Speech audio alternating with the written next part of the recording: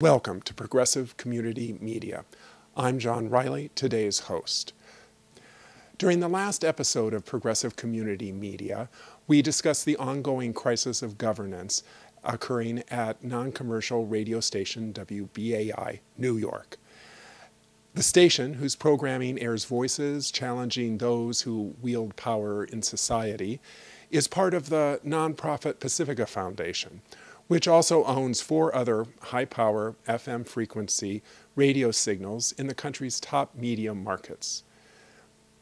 Since the most recent election for the WBAI local station board concluded in January, the 24-member board has been evenly divided between the group variously calling itself Indy Caucus, Independence, or ACE, which I'm going to call Indy Caucus for short, and another group called Justice and Unity Campaign. Indy Caucus is a predominantly white grouping that includes members who have been highly critical of programming supporting autonomous organizing for the liberation of African Americans. By contrast, the Justice and Unity Campaign is a coalition of activists from various groups which believes the station's mission is about giving voice to the voiceless and has a racially and gender diverse group which includes gay and trans members. Many of its members have long histories in social justice movements against racism, sexism, anti-LGBT discrimination, and opposition to war and militarism. Justice and Unity is dedicated to diversity on all sides of the microphone, as well as a thorough program for station sustainability. For full disclosure, I should say that I am affiliated with the Justice and Unity Campaign, and I'm a member of the board. I'm a staff representative. The Indy Caucus has enjoyed a majority for the past 7 years, while the station has suffered staggering losses of revenue and membership. Caucus members appear to be furious over the loss of their majority.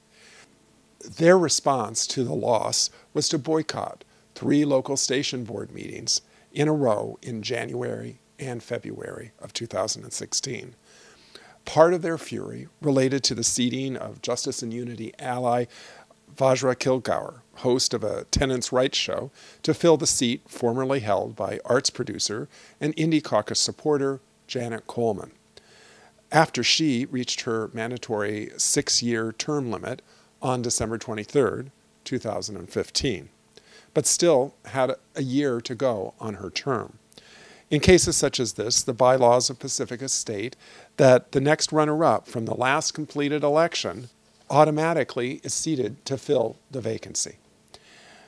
WBAI's 2015 election did not end until its results were officially certified in January, officially January 13th, 2016. The Indy Caucus immediately claimed that the runner-up in the new election, an Indy Caucus programmer by the name of Kathryn Davis, was in fact the rightful successor to the term-limited member, even though Ms. Davis was not named as the runner-up until 3 weeks after the vacancy occurred.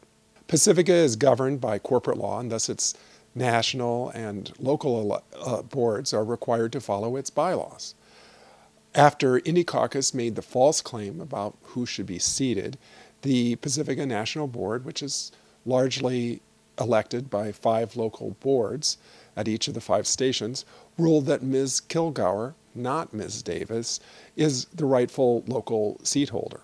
However, the Indy Caucus refused to accept this ruling and, as reported on our last show, convened a meeting at which they seated Ms. Davis. The purpose of this meeting is the election of directors.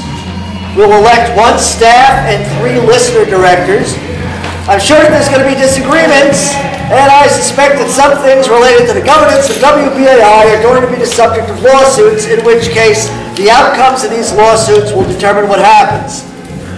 So I am ruling that I'm seating Kathryn Davis as a staff rep because the PNP overstepped its bounds in trying to create a 1-year seat. Then fake elections were held.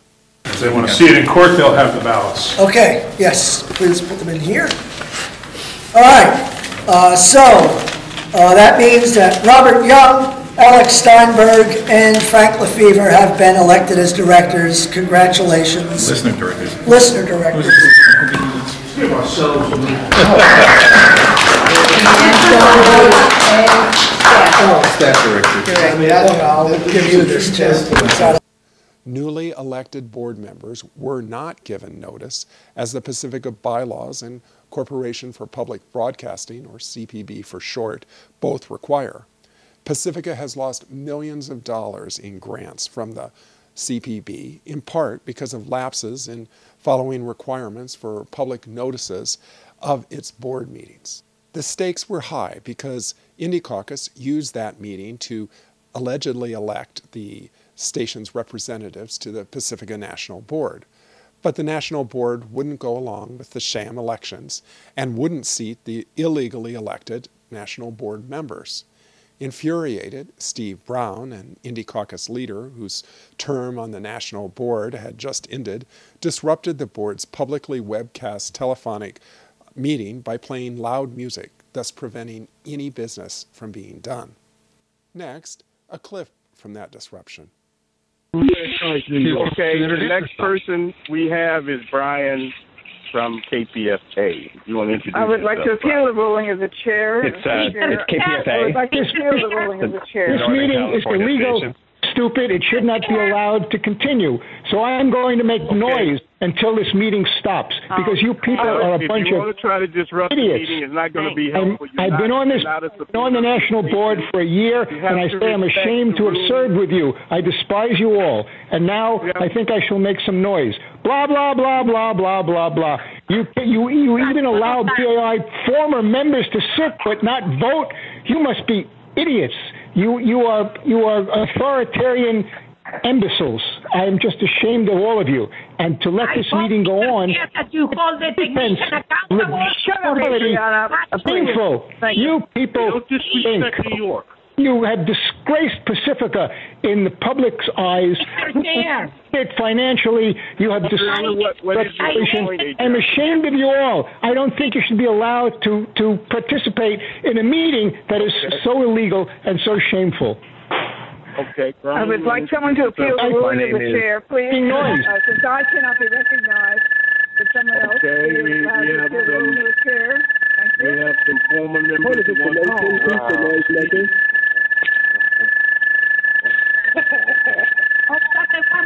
Mr. Chair. Could someone appeal the ruling of the chair here, since the chair is acting illegally? Perhaps the chair in order serves representation on this board. This is much nicer to listen to. I think you'd do very nice to hear this. Hello? Is anybody hearing me? Music is beautiful. You are not. Help me. So, Mr. Chair, I would recommend a 5-minute recess while you discuss with technical staff what your options are for blocking the numbers of any members.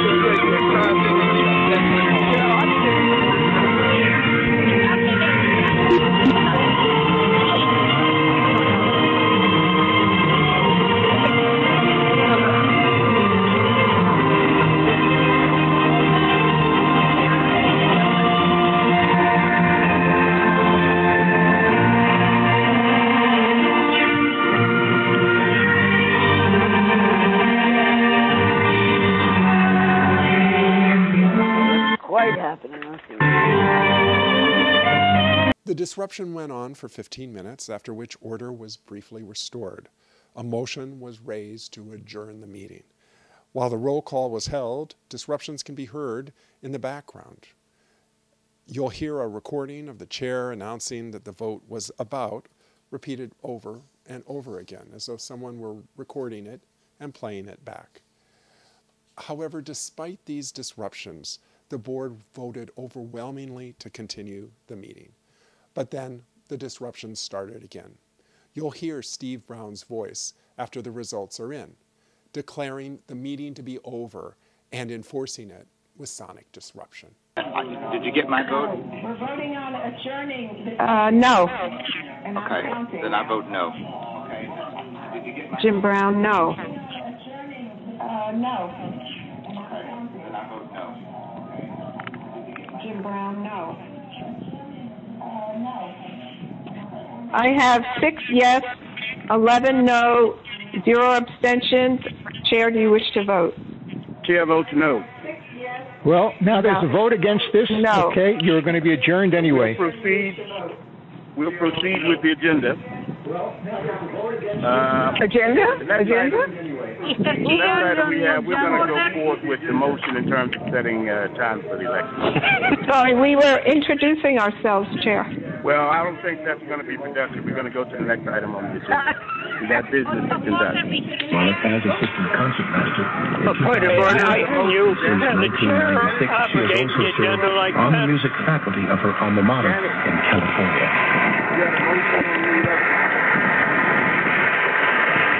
The Indy Caucus has long been led by Steve Brown. He's a millionaire and a former direct mail mogul. Brown was involved in business ventures over the years with Gary Null, who is a wealthy vitamin entrepreneur who hosts a daily show on WBAI. Gary Null is now suing Pacifica for allegedly having copyright violations of his work over the last 10 years, although he's only been broadcast on the air again since 2010. Null seeks treble damages and to enforce punitive provisions of copyright law against the network for infringements that allegedly took place at WBAI. The suit contains no specifics. In addition, his suit names various present and former national station and network managers, as well as a former volunteer coordinator, an unpaid volunteer coordinator at that, and calls for their removal. Interestingly, a former Pacifica executive aligned with the Indy Caucus was not named in the suit, although she held the position during the period in which the lawsuit alleges copyright violations. Some believe the suit's goal is to put Gary Null's allies in charge of the Pacifica network. Mr. Null has sued the network before and once filed a motion to put the network into receivership. Null himself was removed from WBAI's airwaves in late 2004 after repeated election violations, including broadcast endorsements of Indy Caucus and slams against the Justice and Unity campaign. Since our last program, the Pacifica National Board has met again. At that meeting, the disruptions were even more pronounced. For an hour, someone pressed their keypad over and over to telegraph their message that the meeting should be adjourned. By the way, there are 28 people on this call, and it only needs 18.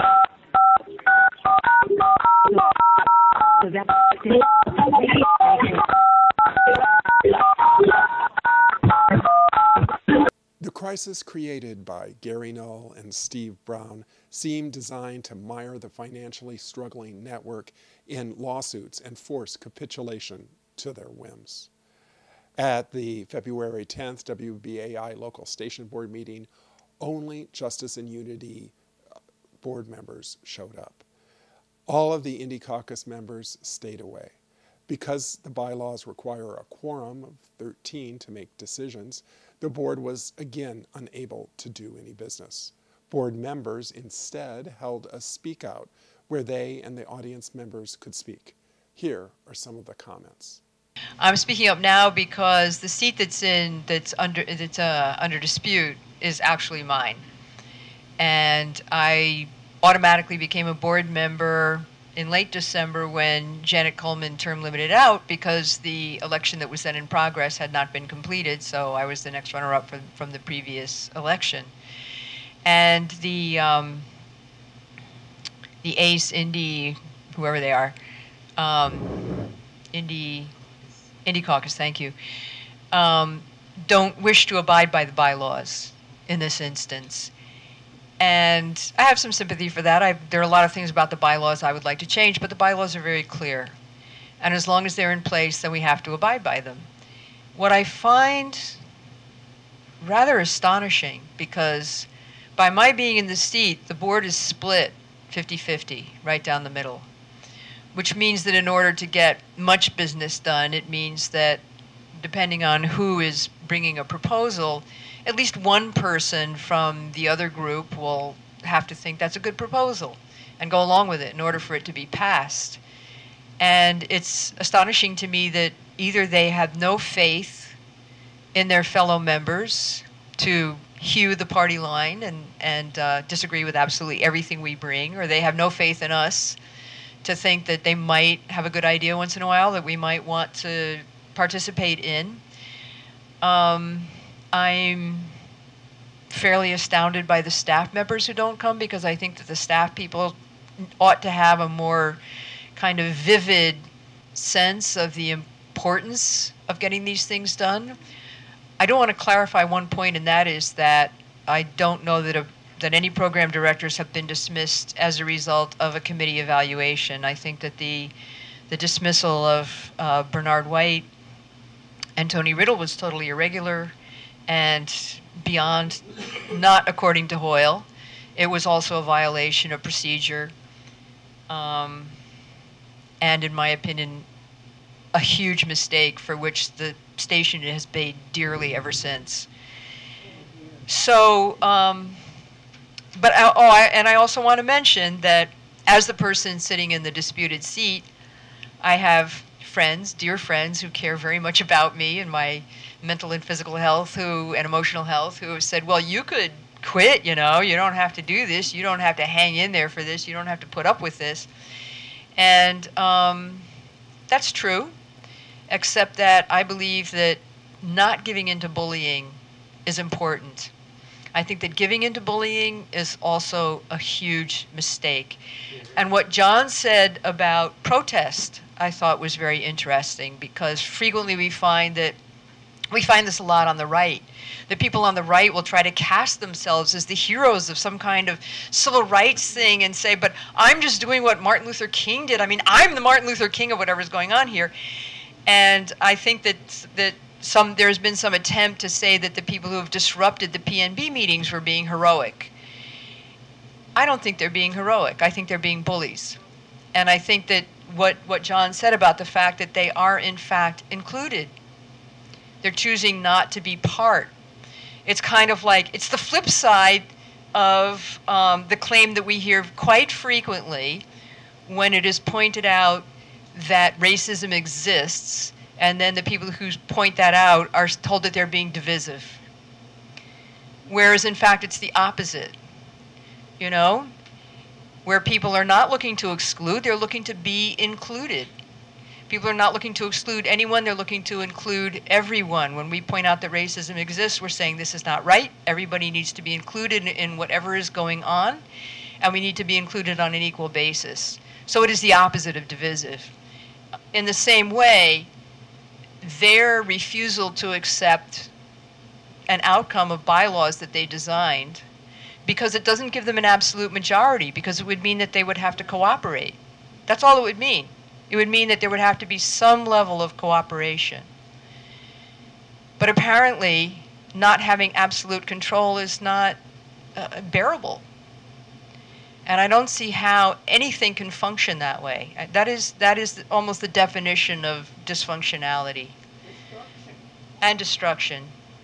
And so that is why I'm here, and why I will stay here and not back down, and why I will continue to invite.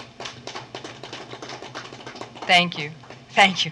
Why I will continue to invite, and I think we will all continue to invite anybody in the Indy ACE, whatever they are, group, and including their staff allies, to come and be a part. There's a place, as they say, there is a place at the table here for you. There's a place at the table here for you. Please come, and we'll work it out. We can do that. I want to thank all of the members of the Justice and Unity who came out, and I want to encourage you to continue the struggle and not to be discouraged by a very obvious political move. So that's very important. Don't get discouraged. The fight for BAI is much more important than the personalities of those who chose not to come. And the work that you're doing is too important to allow personal displeasure, annoyance, etc., to block you. So know that you have the support and the encouragement of people and appreciation for what you do and what you have been doing for many, many years. I guess the other thing that I would be concerned about is when you're talking about having committees, I'm wondering if there is some type of ad hoc group that could begin a process of evaluating the I was going to say the efficient or some way that we can evaluate WBAI's effectiveness. And I'm not talking about from the employment perspective. I'm talking about it from its ability to function and to carry out the mission. Because when you have such obvious blocks and people committed to a particular way of thinking, that manifests itself the way it has tonight, and as you say, the last 3 meetings, where work cannot actually continue, and disruptions, etc., that is a statement that's being made. And how does that affect the listenership, and how does it affect the adherence to the mission of BAI? I would like to think that people should be thinking about that. And I don't know if it takes a small group of people. I don't know if you do a survey or what. But I think people talk about the lack of BAI's focus, but it isn't done in a way that can have some consequence. So that's just a suggestion. And the other is that I would like to suggest that a strong statement be issued that I don't want to use the word reprimand, but certainly some statement should be made that listeners who support BAI, as well as yourselves, register their strongest disappointment, disapproval, anything short of condemnation, although I'm not opposed to that word. But I really think that something should be said. An apology absolutely is needed, and it should be demanded from the general manager, from the general manager, certainly somebody from the other groups who are not here. You're not supposed to be absent unless it's an excused absent. You ran, you were elected, and you were elected to serve. And if you can't serve, then you should step aside. And I really think that the board members who are here and those of us who are here should put forth that as a demand. Talk about democracy and people being represented and getting things done, but this is really tragic because we're bound by our own rules and regulations that say we have to have a quorum and have a meeting. And if you don't have a quorum, then nothing can be official. If a group wants to boycott, they can keep business from being done. If they have any kind of legitimate kind of concerns in terms of what is going on at the station, that can't be aired in a way that can be acted on. And it really challenges what democracy, how democracy should function. You know, when this form was instituted back in 2001 or 2, in terms of having local stations board elected, you know, and the whole formula of the number of staff people and the number of listeners that would be elected to the board. It would felt that this would allow people to be more engaged and for it to be productive. But we've seen over the years that it is anything but productive. There's been warring going on, and we would hope that we as a progressive organization would be better than this. There was a gentleman who was here earlier who is a group facilitator who has offered his services to help us try and resolve some issues.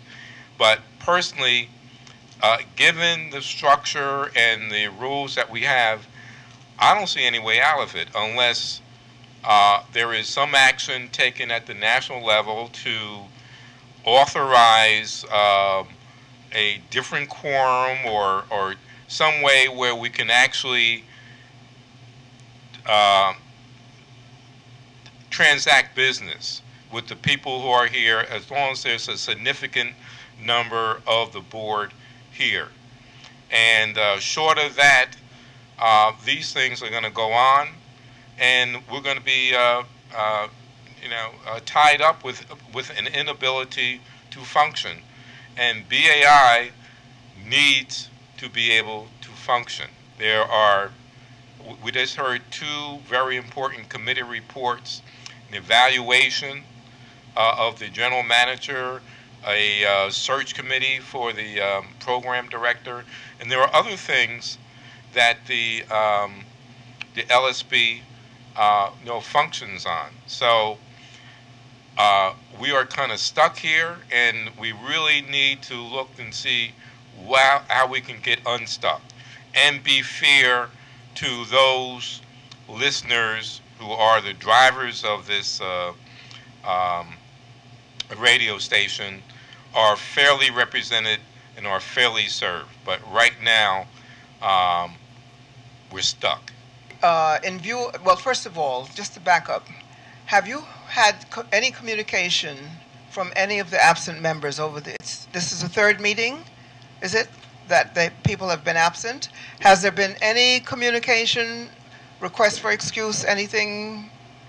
I can't be here, anything? No. No. We didn't respond to your email? No, there wasn't any direct. And I put it on the public listserv.